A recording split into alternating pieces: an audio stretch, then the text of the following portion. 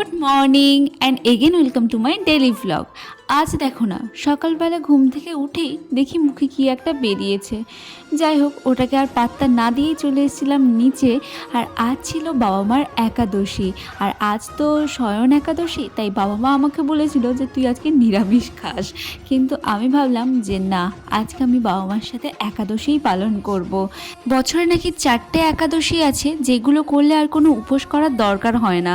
শয়ন একাদশী, উত্থান একাদশী, আরও কি আছে আমি ঠিক জানি না, কিন্তু এই 4টে একাদশী পালন করার কথা মা আমাকে বলছিল। তাই আজকে যাই ভাবা তাই কাজ, আমি একাদশী পালন করার জন্য বাবা মার কাছে চলে গেলাম। আর ফার্স্টে সকালবেলা আমরা চা খাচ্ছিলাম, লিকার চা, আর তার সাথে ছিল কাজু বাদাম আর এমনি ভাজা বাদাম। তো চা খেয়ে নেওয়ার পরে আমি আমাদের ছানাপোনাগুলোকে বিস্কিট দেওয়ার জন্য চলে গেছিলাম। এই দেখো, বিস্কিট দেখে লাফালাফি শুরু করে দিয়েছে।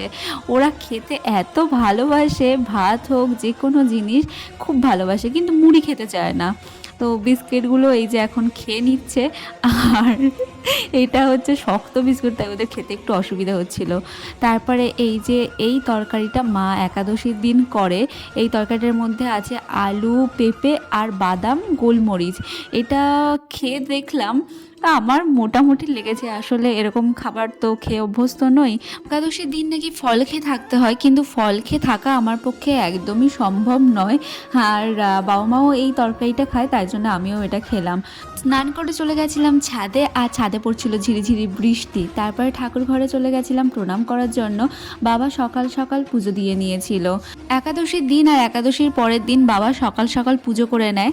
তারপরে প্রণাম করে চলে গেছিলাম নিচে। আর দুপুরের খাবারে ছিল আমন্ড আর ফল।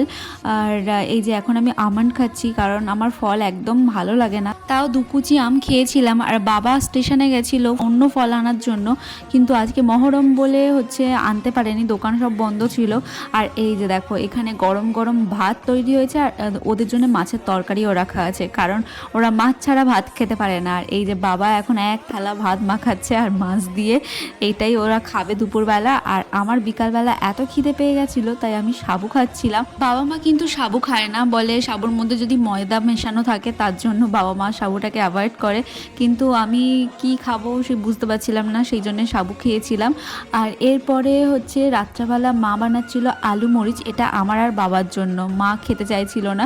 তো এই আলু মরিচটা খেতে কিন্তু আমার ভালো লেগেছে।